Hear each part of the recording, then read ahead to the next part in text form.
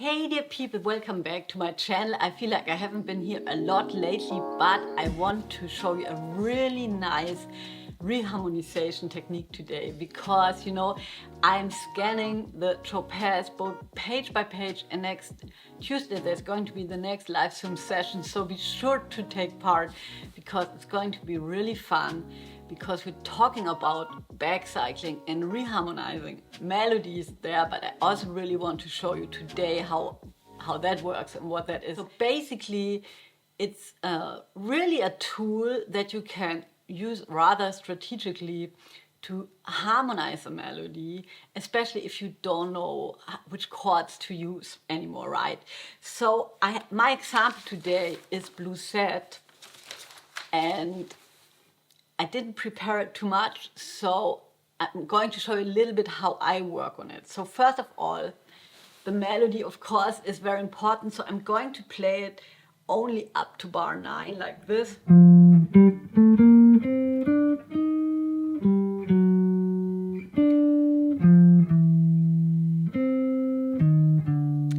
Just up to here for the moment, right?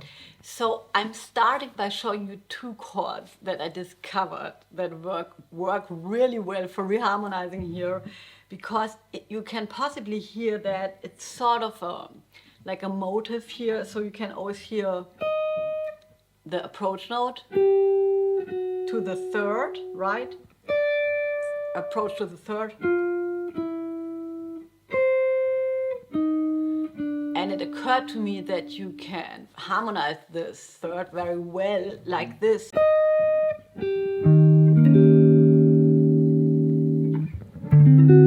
So that's what I found.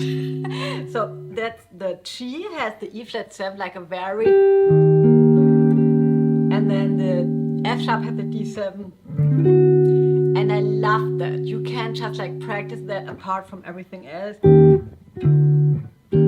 because I really love how the voices are moving. So the highest melody note goes down, right? The other one goes up. This one goes up as well. And that goes actually like this, right? And then you can go on. And then you can also harmonize the melody note before that chord like this. So it would be like,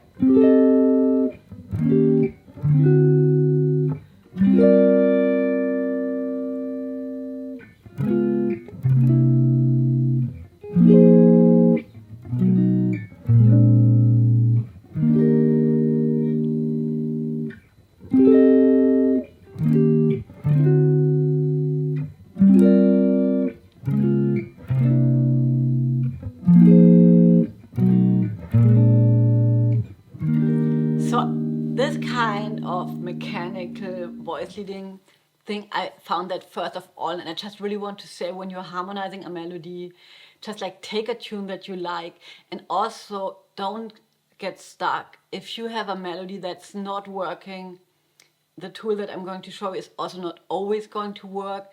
Just like let go and come maybe back to it later on. Just like what I did, I printed out 22 jazz standards, and there's also going to be a package for you where you can have all those 22 jazz standard melodies reharmonized. So it's going to be like before and after, right? Like the melody harmonized like it is, just like with the chords, and then the melody reharmonized with the backcycling method. So, but I just wanted to say, sometimes we immediately find something that works for us. So just like, just use that. Don't get into your head.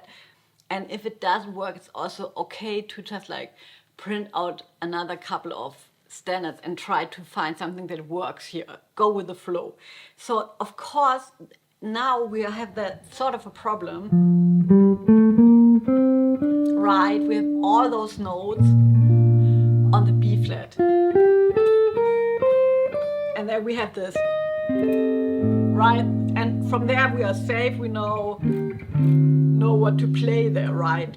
But as an exercise, of course, we want to harmonize all the notes of the melody, just so that we have the liberty to choose if we want to harmonize a note, be it in our comping, right, doesn't have always to be a chord melody arrangement.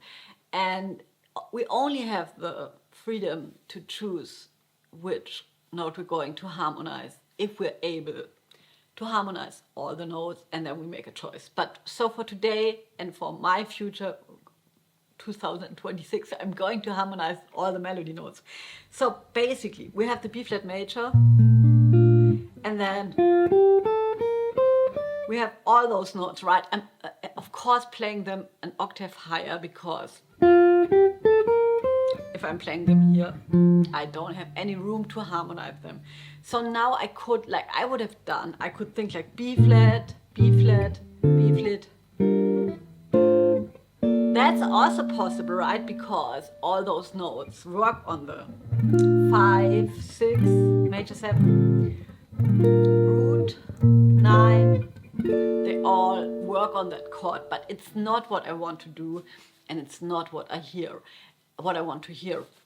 And so in comes backcycling. So backcycling is basically taking like a part of a dominant cycle, like from the cycle of fifths, and implementing it into a chord progression. So this would be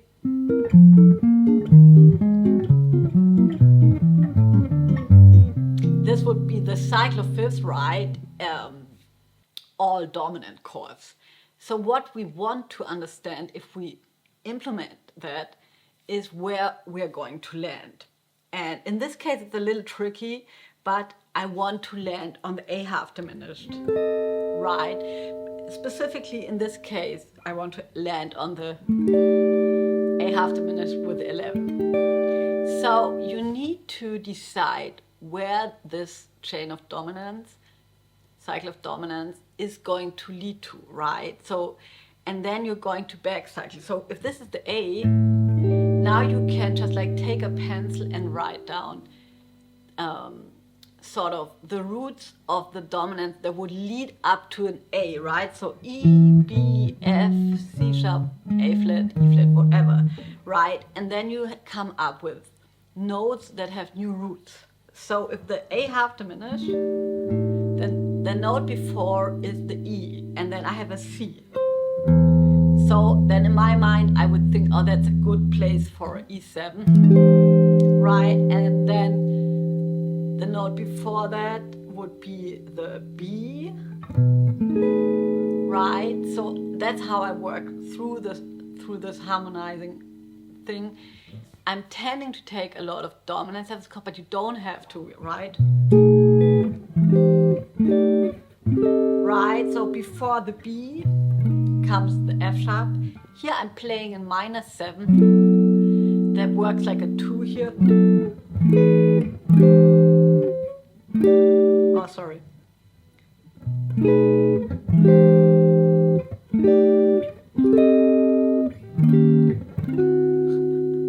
So before the F sharp minor comes the C half.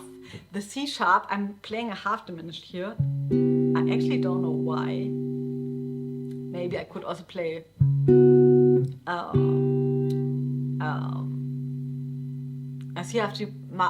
C half diminished and play an F sharp 9. And so that's how I spend my days lately. It's really, really fun. I think we can also, like in improvisation, have a little tool in our bag. And then just like, if we don't have an idea, if inspiration doesn't come, just like to try stuff out, like this backcycling thing, and look what's happening. So don't forget to join the live Zoom session coming Tuesday. It's always a lot of fun, and I'm going to explain this concept in depth there as well. You find the tickets in the description box, and I see you around. Bye.